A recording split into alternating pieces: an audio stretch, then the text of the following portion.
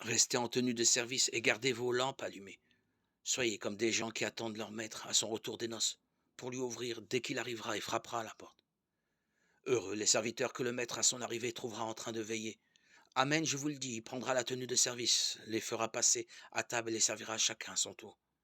S'il revient vers minuit ou plus tard encore, et qu'il les trouve ainsi, heureux sont-ils. Vous le savez bien, si le maître de maison connaissait l'heure où le voleur doit venir, il ne laisserait pas percer le mur de sa maison. Vous aussi, tenez-vous prêts. C'est à l'heure où vous n'y penserez pas que le Fils de l'homme viendra.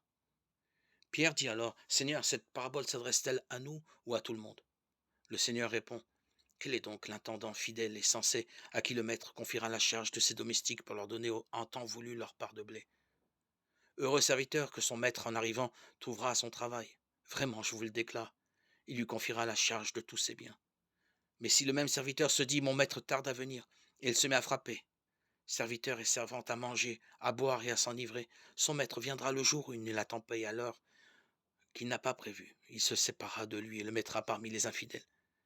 Le serviteur qui, connaissant la volonté de son maître, n'a pourtant rien préparé ni accompli cette volonté recevra un grand nombre de coups. Mais celui qui ne la connaissait pas et qui a mérité des coups pour sa conduite n'en recevra qu'un petit nombre. À qui l'on a beaucoup donné, on demandera beaucoup. À qui l'on a beaucoup confié, on réclamera davantage. Je suis venu apporter un feu sur la terre. Et comme je voudrais qu'il soit déjà allumé. Je dois recevoir un baptême, et comme il m'en coûte d'attendre qu'il soit accompli. Pensez-vous que je sois venu mettre la paix dans le monde? Non, je vous le dis, mais plutôt la division. Car désormais 5 personnes de la même famille seront divisées, 3 contre 2 et 2 contre 3.